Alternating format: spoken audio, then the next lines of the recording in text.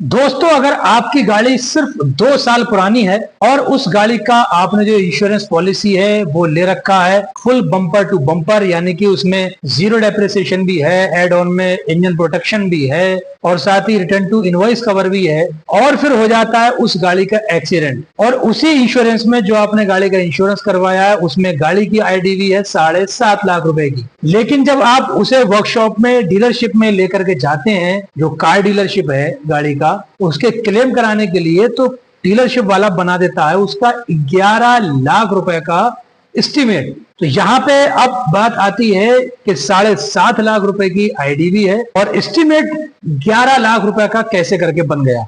एक तो ये, और दूसरी चीज, क्या full bumper to bumper policy है, इंश्योरेंस है, तो जो वर्कशॉप वालों ने इसमें खर्च बताया है क्या वही 11 लाख रुपए खर्च मिलेगा, यानी 11 लाख रुपया मिलेगा इंश्योरेंस कंपनी से अगर गाड़ी टीएल यानी टोटल लॉस में जाती है, या फिर वो 7.5 लाख रुपया मिलेगा। ये कई सारे सवालात हैं। टोटल लॉस जब गाड़ी होती है तो उसमें जीरो डेप एड ऑन का या रिटर्न टू इनवॉइस कवर का क्या रोल रहेगा, और जितना एस्टीमेट बनता है उसका क्या रोल है, और आईडीवी और एस्टीमेट के बीच में क्या कॉम्बिनेशन है, और आईडीवी से कहीं ज्यादा एस्टीमेट क्यों बनता है। तो आज के इस वीडियो में मैं इस तरह के केसेस का पूरा कैलकुलेशन आपको समझाने वाला हूं और इंश्योरेंस क्लेम का असली खेल, असली गेम उसका, वो सब समझाऊंगा। लेकिन वीडियो को आपको लास्ट तक देखना पड़ेगा, तभी सारी चीज समझ आएगी। 1 मिनट का भी वीडियो आपने स्किप नहीं करना है, भले ही थोड़ा सा वीडियो लंबा क्यों ना हो जाए। और पहली बार अगर चैनल पे आए तो लगे आपको कि वीडियो में कुछ इंफॉर्मेटिव बात बताई गई है तो एक लाइक करके वीडियो पे जरूर जाना, साथ ही चैनल को सब्सक्राइब करके बेल आइकन वाला बटन दबा करके नोटिफिकेशन पे ऑल को सिलेक्ट कर देना, जिससे कि इसी तरह की इंफॉर्मेटिव अपडेट आप तक पहुंचती रहे।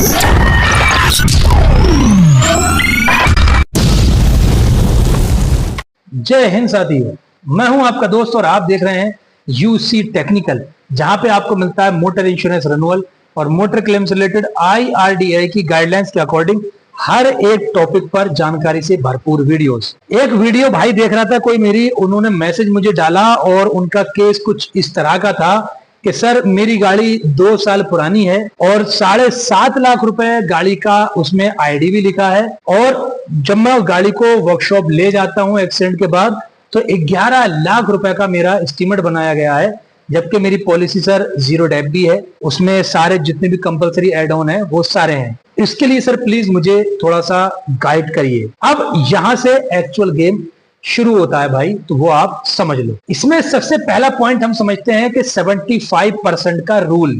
ये जो गाड़ी के एक्सीडेंट केसेस होते हैं, एक्सीडेंट होता है, क्लेम का मसला आता है, उसमें 75% का क्या रूल है वो आप नियम को समझिए ध्यान से। सबसे पहले आईडीवी का 75% कैलकुलेट करते हैं हम, यानी कि 7.5 लाख रुपए भाई ने बताया आईडीवी है गाड़ी की, उसमें तो अगर उसका 75% से देखते हैं हम जो जाता है तो वो समथिंग हो रहा है 5,62,000 रुपया। मोटर पॉलिसी वर्डिंग में CTL यानी कि कंस्ट्रक्टिव टोटल लॉस का जो बेसिस क्राइटेरियन ये है कि रिट्राइवल और रिपेयर कॉस्ट पॉलिसी टर्म्स के सब्जेक्ट टू आईडीवी का 75% से एक्सीड करते हैं। यानी कि अगर जो आईडीवी लिखी है गाड़ी की उसका रिपेयरिंग कॉस्ट ना कि एस्टीमेट 75% से ऊपर जाता है, तब वहां पे टोटल लॉस के मामला सामने आते हैं। अदरवाइज 75% के अंदर है तो इंश्योरेंस कंपनी उसको टोटल लॉस नहीं करती है। और ये 75% वाला सिस्टम मैंने आपको एक नहीं बहुत सारी वीडियो में इसका जिक्र आपसे कर रखा है। बात तो सही है। अब यहाँ पे एस्टीमेट 11 लाख रुपए जा रहा है, मतलब ये 11 लाख यानी कि 5,62,000 के काफी ज्यादा ऊपर है। तो जाहिर सी बात है अगर 11 लाख में तो जितना भी काटापीटी करके देखा जाएगा तो वो टोटल लॉस सेक्शन में ही जाता हुआ नजर आ रहा है। इसलिए केस को सिर्फ नॉर्मल रिपेयर क्लेम समझना गलत होगा। उसको अगर हम सोचेंगे नॉर्मल रिपेयर क्लेम है तो वो नहीं। अब यहाँ सबसे बड़ी मिसअंडरस्टैंडिंग ये होती है कि कस्टमर बोलता है कि सर 11 लाख रुपए का एस्टीमेट है तो इंश्योरेंस कंपनी क्या 11 लाख रुपए देगी मुझे? भाई ये तो खर्च इतना ही बता रहा है। जाहिर सी बात है भैया, जितना खर्च गाड़ी में नुकसान हुआ है तो उतना पैसा कंपनी देगी। ये जहन में आता है बंदे के। ऐसा अगर आप सोचते हैं तो ये ऑटोमेटिकली नहीं होता है, बिल्कुल नहीं होता। एस्टीमेट वर्कशॉप बनाता है, बिल्कुल सही है, लेकिन उसको फाइनलाइज जो करेगा सर्वेयर, जो इंश्योरेंस कंपनी अपॉइंट करती है, भेजती है गाड़ी को चेक करने के लिए कि भाई देख करके आओ जो वर्कशॉप ने 11 लाख या 12 लाख या जितने का भी एस्टीमेट बनाया है, क्या वाकई गाड़ी में इतना नुकसान है भी या नहीं है। अब वहां पे जब सर्वेयर आते हैं, गाड़ी का सर्वे करते हैं, देखते हैं, उसे डिसमेंटल करवाते हैं, अंदर तक उसकी पूरी छानबीन जब कर लेते हैं सर्वेयर, तब फिर वो जो एस्टीमेट उठाते हैं हाथ में, तब बताते हैं कि भाई ये आपने इसका कैटालिटिक कन्वर्टर डाला है, ये सही है, ये नहीं रिप्लेस होगा। ये साहब आपने ब्लॉक असेंबली डाली थी, ये भी ठीक है। ये आपने एसी कंप्रेसर डाला, क्या अल्टरनेटर असेंबली डाली, ये सारी चीजें इसमें सही है, ये काट दो। इस तरीके से सर्वेयर जो चीज एक्चुअल में डैमेज है, रिपेयरेबल नहीं है, उसको ही रिप्लेस करने का वो अप्रूवल देगी। क्योंकि जो एस्टीमेट बनता है, मान लीजिए सामने से गाड़ी अगर कोई ठुकी है, लगी है, तो बंदा मतलब एक आइडिया से डाल देता है कि फ्रंट में अगर कंडेंसर दिख गया, उसे टूटा हुआ, तो उसने सोचा कि रेडिएटर भी इसका टूटा होगा या फिर फैन रॉड भी इसका गया होगा।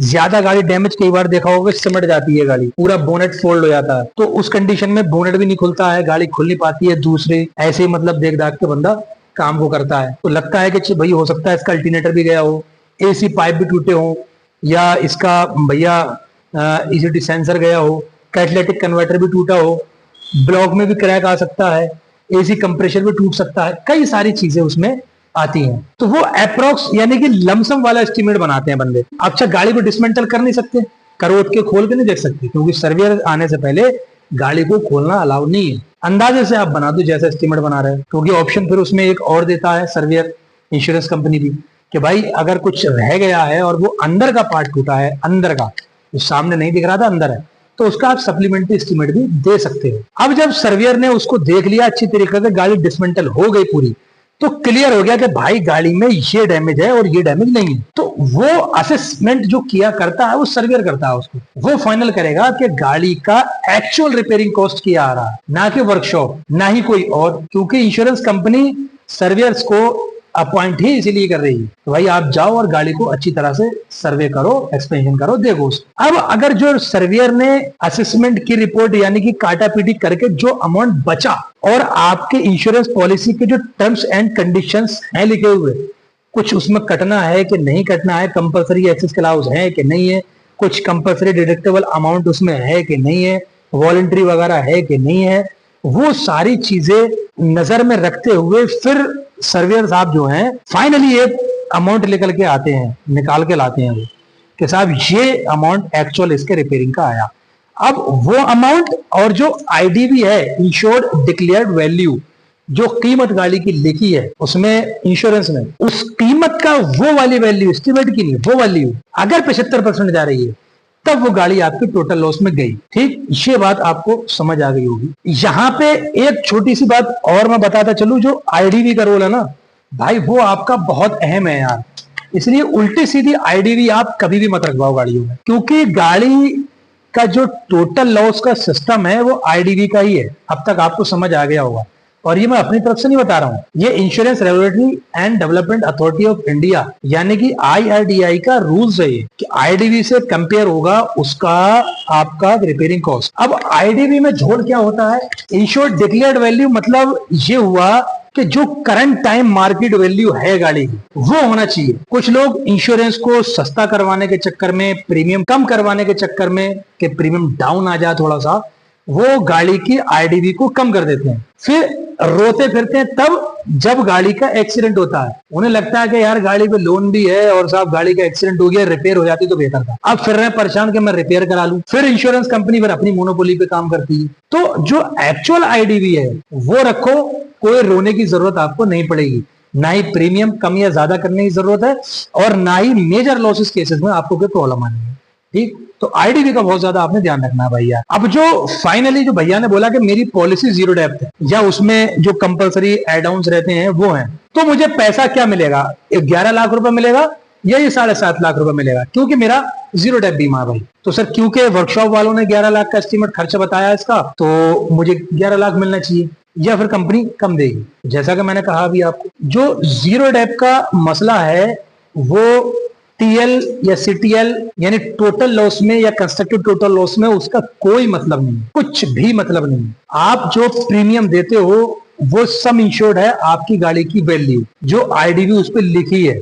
इसीलिए मैंने अभी बोला कि आईडीवी सही होना चाहिए। आपकी पॉलिसी जीरो डेप्थ हो या फिर उसमें आपका कितने सारे एड ऑन और लगे हुए, जो आपको कीमत मिलेगी वो मिलेगी आपकी इंश्योर्ड डिक्लेयर्ड वैल्यू के अकॉर्डिंग। एस्टीमेट 11 लाख नहीं वो 21 लाख का बन जाए, उससे कोई फर्क नहीं पड़ता। अगर आपकी गाड़ी टोटल लॉस में जा रही है तो इंश्योरेंस कंपनी वो जो कंपलसरी डिडक्टेबल अमाउंट या वॉलंटरी एक्सेस वगैरह कुछ जो पॉलिसी के टर्म्स एंड कंडीशंस हैं उनको नजर में रखते हुए आईडीवी पे जो कि आपका सम इंश्योर्ड है उस पे क्लेम को सेटल्ड करेगी, ना कि उसका एस्टीमेट चार्ज पे, क्योंकि आपने जो प्रीमियम दिया है वो सम इंश्योर्ड आपकी गाड़ी की आईडीवी है। यहाँ पे जो एक पॉइंट मैंने छोड़ा आरटीआई का, रिटर्न टू इनवॉइस का, रिटर्न टू इनवॉइस कवर है तो फिर कितना होगा, उसका सिस्टम बिल्कुल अलग होता है। उसके लिए मैंने एक वीडियो पर्टिकुलर बनाकर रखा है, छोटा सा वीडियो है, डिस्क्रिप्शन में उसका लिंक है, वहां जाओ उसको देखो, समझ आ जाएगा। टोटल लॉस केसेस में अगर आरटीआई एड ऑन में लगा है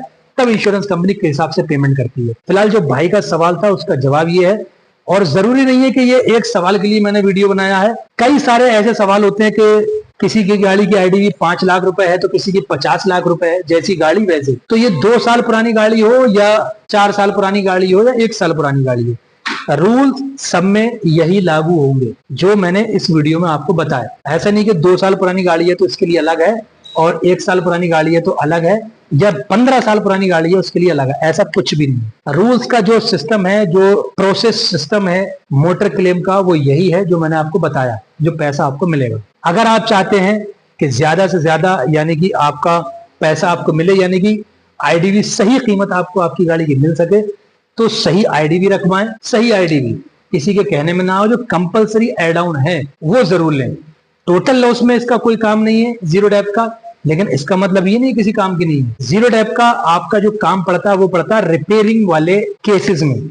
अगर आपकी गाड़ी रिपेयरिंग में जा रही है, टोटल लॉस नहीं है, मेजर लॉस हो गई या माइनर लॉस है, उसमें नील डेप्रिसिएशन का यानी जीरो डेप्थ का बहुत बड़ा रोल रहता है, जो आपके लाखों रुपए बचाता है जेब के खर्च होने से। तो जो मैंने अभी आपको कहा कि इसका कोई मतलब नहीं है टोटल लॉस में, ये मत सोचना कि मतलब उसका फिर लेना ही बंद कर दोगे। Zero depth is the very most important add-on in motor insurance policy। तो वो आपको लेना है जब तक पॉसिबल हो आपके लिए, आप उसे लीजिए। इतनी चीजें मैंने आपको बताई। अगर आपको इसमें लगता है कि कहीं कुछ कमी रह गई या कुछ मैं बताना भूल गया या कुछ आपके जहन में कुछ क्यूरी है, दिमाग में कोई सवाल आ रहा है, तो अभी कमेंट करके बताइए हमें कि इसमें क्या चीज आपको समझ नहीं आई।